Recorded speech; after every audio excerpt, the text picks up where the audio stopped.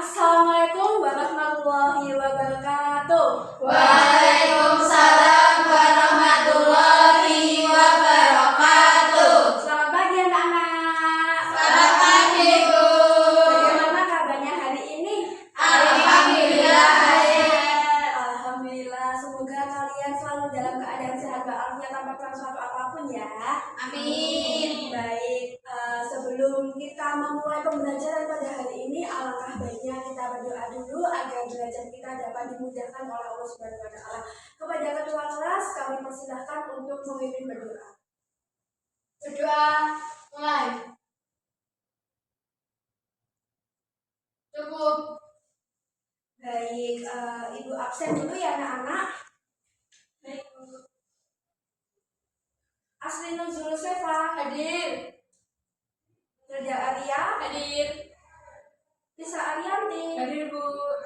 Rufiana Lydia, Hadir. Nara Safiana, Hadir. Ria Ningsih. Hadir. Baik, hadir semua ya anak-anak pada pertemuan kali ini. Nah, pada pertemuan minggu lalu kan kita sudah membahas mengenai pengelolaan administrasi umum. Nah, untuk pertemuan pada minggu kali ini kita akan membahas mengenai materi baru yaitu korespondensi bahasa Indonesia. Baik, pada pembahasan kali ini Ibu akan membahas mengenai konsep dasar korespondensi bahasa Indonesia. Nah, Ibu akan membahas mengenai yang pertama pengertian korespondensi dan surat, yang kedua fungsi surat, yang ketiga syarat-syarat penulisan surat, yang keempat bentuk surat, dan yang terakhir ada jenis surat. Namun sebelum kita memasuki pembahasan yang pertama, apakah ada yang mengetahui perbedaan antara korespondensi dan surat? Baik, Mbak Lufiana, dipersilahkan. Baik, untuk korespondensi sendiri itu tuh bentuk komunikasi, tapi kalau surat itu sarana untuk komunikasi. Itu ya anak-anak apa yang disampaikan oleh Mbak Lufiana. Jadi korespondensi merupakan salah satu bentuk komunikasi verbal yang digunakan untuk menyampaikan pesan-pesan bisnis maupun non-bisnis kepada pihak lain. Pada umumnya korespondensi ini merupakan kegiatan yang berkaitan dengan suatu proses penyampaian pesan-pesan bisnis maupun non-bisnis baik dalam bentuk surat, memo, proposal, agenda maupun dalam bentuk laporan yang dilakukan oleh seseorang atau lembaga kepada orang atau lembaga lain untuk mencapai suatu tujuan tertentu. Nah, selanjutnya ada pengertian surat. Secara umum, surat adalah suatu sarana komunikasi yang digunakan untuk menyampaikan informasi dalam bentuk tulisan pada sebuah kertas oleh suatu pihak dengan diajukan kepada pihak lainnya, baik secara perorangan, kelompok, maupun organisasi. Nah, tadi saya sudah menjelaskan mengenai pengertian korespondensi dan surat. Nah, mengapa korespondensi itu penting digunakan oleh suatu instansi? Ada yang bisa menjawab? Saya, Bu. Baik, Mbak Siva, monggo. Korespondensi ini sangat penting ya untuk penyampaian suatu informasi, gagasan, dan permintaan yang mendukung aktivitas pada perusahaan, instansi, atau sebuah bisnis. Ya, betul ya anak-anak yang disebutkan oleh Mbak Eva. Jadi, fungsi surat itu tidak hanya sebagai sarana komunikasi, tapi surat juga berfungsi sebagai wakil tulis, sebagai alat bukti historis, sebagai pedoman pelaksanaan kerja, sebagai alat pengingat, sebagai alat bukti tertulis, sebagai alat untuk memperpendek jarak dan penghematan tenaga, dan yang terakhir fungsi surat sebagai pedoman kerja. Nah, selanjutnya di sini ada cara-cara penulisan surat yang baik itu. Yang pertama, ada surat disusun dengan teknik penyusunan yang benar. Yang kedua, isi surat harus dinyatakan secara ringkas, jelas, dan eksplisit. Hal ini dimaksudkan agar penerima dapat memahami isi surat dengan cepat, tepat, dan tidak ragu-ragu. Dan pengirim pun juga memperoleh jawaban secara cepat sesuai yang dikehendaki. Dan yang terakhir, bahasa yang digunakan haruslah bahasa Indonesia yang baik dan benar. Nah, ini tuh sesuai dengan kaidah bahasa Indonesia, baik mengenai pemilihan kata, terus ejaan, bentuk kata, maupun kalimatnya itu yang seperti gimana. Nah, selanjutnya ada pembahasan mengenai bentuk surat. Nah, bentuk surat ini sebenarnya pembahasannya tuh banyak ya, namun di sini Ibu hanya membahas secara ringkas mengenai bentuk surat. Yang mungkin lebih detailnya akan Ibu bahas lebih dalam lagi di pertemuan selanjutnya. Jadi, bentuk surat adalah pola surat menurut susunan letak dan bagian-bagian surat. Nah, bentuk-bentuk surat ini biasanya selalu dipakai dalam kedinasan maupun keorganisasian. Menurut pola umum, dalam surat menyurat ini dikenal 5 macam bentuk surat. Yang pertama ada bentuk lurus penuh atau yang disebut dengan full block style. Yang kedua bentuk lurus atau block style. Yang ketiga bentuk setengah lurus atau semi block style. Yang keempat bentuk lekuk atau indented style. Dan yang terakhir ada bentuk menggantung yaitu hanging paragraph. Dan yang terakhir ada jenis-jenis surat. Nah, jenis surat menurut kepentingan dan pengirimannya itu dapat dikelompokkan menjadi 4. Yang pertama ada surat pribadi, ada surat dinas, yang ketiga ada surat dinas bisnis, dan yang terakhir ada surat sosial. Nah, surat pribadi ini merupakan surat yang dikirimkan seseorang kepada orang lain atau organisasi. Dan yang kedua yaitu surat dinas. Nah, jadi surat dinas ini merupakan surat resmi yang digunakan oleh suatu instansi pemerintah untuk kepentingan administrasi pemerintahan. Yang ketiga, surat bisnis atau surat niaga, yaitu surat resmi yang digunakan oleh perusahaan atau badan usaha. Dan yang terakhir ada surat sosial. Nah, surat sosial ini merupakan surat resmi yang digunakan oleh organisasi kemasyarakatan yang bersifat nilaba atau non-profit. Nah, itu tadi anak-anak mengenai materi korespondensi. Apakah di sini ada yang ingin bertanya atau belum paham mengenai materi yang Ibu jelaskan? Sudah paham? Oh, baik. Jika sudah paham semua, maka Ibu akan lanjut ke penugasan. Nah, pada pertemuan kali ini penugasannya itu berbentuk kelompok ya, anak. Jadi ini kan ada 6 orang, nanti dibentuk menjadi 3 kelompok. Satu kelompoknya dibagi menjadi 2 orang. Nah, ini Ibu bagikan lembar kerja peserta didiknya.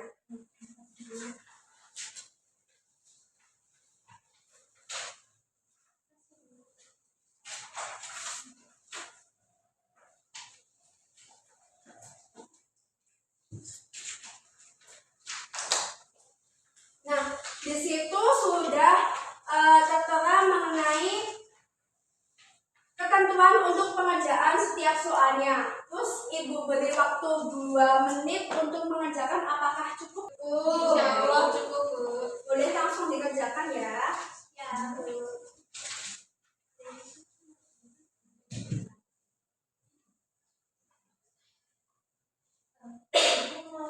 Ya, gimana? Gambar suratnya. Ya, betul. Membuat suratnya ya. Jadi nanti dideskripsikan bentuk suratnya terlebih dahulu, habis itu baru digambar sesuai surat yang didapat. Makasih, Bu.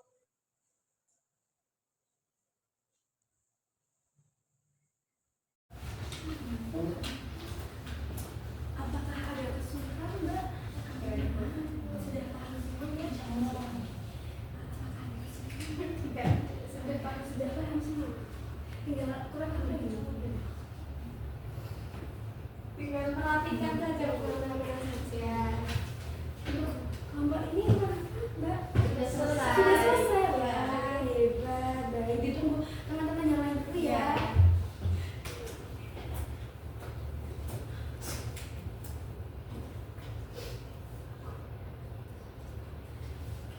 Tidak ada kesulitan ya anak-anak? Tidak, Ibu. Baik. Apakah sudah selesai semuanya? Sudah. Baik, jika sudah selesai semua, masing-masing kelompok bisa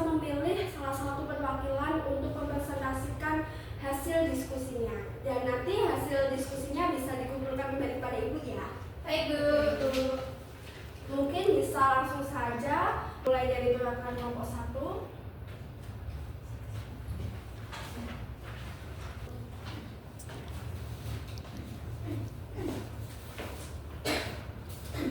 Siang teman-teman.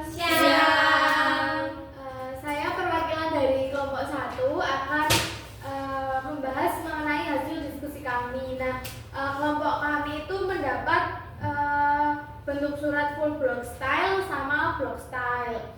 Jadi kalau menurut pendapat kelompok kami, surat full block style itu memiliki susunan yang lurus dari atas sampai bawah. Dari mulai tanggal sama pembuka, isi surat, tanda tangan berada di sebelah kiri.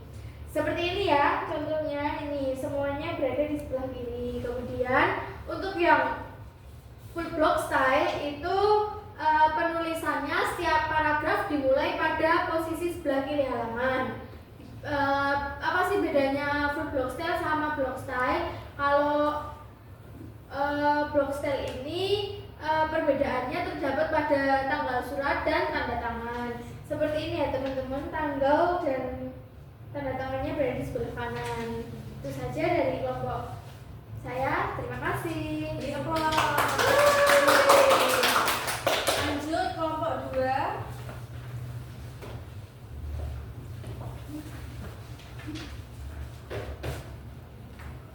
Terima kasih atas kesempatannya. Di sini aku perwakilan dari kelompok 2. Jadi di sini aku dapat bentuk surat semi block style dan indented style ya Bu. Iya. Ya. Jadi ini gambar surat semi block style. Nah, surat semi block style itu dalam gaya penulisan semi block style, format penulisannya mirip dengan block style, di mana setiap elemen surat itu di sebelah kiri kecuali untuk tanggal dan tanda tangan. Namun pada semi block style itu paragraf pertamanya menjorok seperti itu. Kemudian yang kedua ada surat intended style. Jadi tanggal dan surat itu berada di sebelah kanan. Susunan dan tata letak penulisan alamat tujuan pengetikan baris pertama dari alamat tujuan itu dimulai dari margin kiri. Nah, paragraf menjorok ke kiri pada kalimat pertama. Itu presentasi saya terkait pekerjaan kelompok 2. Ya, kasih. Yuk, kelompok terakhir yaitu kelompok 3. Bisa mempresentasikan hasil diskusinya. Selamat siang teman-teman. Siang. Baik, di sini saya mewakili kelompok 3 akan mempresentasikan hasil diskusi kami, yaitu hanging paragraph. Jadi bentuk surat menggantung itu pada pengetikannya pada baris pertama itu tuh setiap arena diketik di sebelah kiri. Nah, nantinya kemudian baris selanjutnya itu masuk 5 spasi yang mana itu tuh menggantung. Jadi seperti ini teman-teman. Kelihatan? Ya. Nah, seperti itu. Itu Ibu. Terima kasih. Selamat siang. Ya. Nah, Boleh. Terima kasih Bu. jadi itu saja hasil diskusi kita pada pertemuan kali ini. Nah, dapat disimpulkan bahwasanya korespondensi dan surat menyurat itu satu kesatuan yang sangat penting digunakan dalam suatu organisasi. Kita tadi juga sudah mempelajari fungsi surat, terus habis itu jenis-jenis surat, terus syarat penulisan surat yang baik, terus ada yang terakhir ini penugasan mengenai bentuk-bentuk surat. Nah, oke, itu saja pembelajaran pada hari ini yang dapat Ibu sampaikan. Apabila Ibu dalam mengajar kalian hari ini terdapat kesalahan kata atau perilaku, Ibu memohon maaf. Untuk pertemuan selanjutnya, anak-anak bisa mempelajari mengenai korespondensi bahasa Inggris di rumah ya. Itu anak-anak bisa membuka buku paket halaman 101. Nah, itu mengenai korespondensi bahasa Inggris. Anak-anak bisa membaca-baca terlebih dahulu gitu.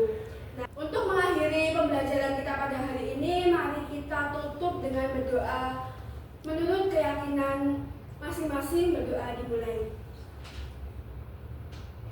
Berdoa cukup. Wassalamualaikum warahmatullahi wabarakatuh. Sampai bertemu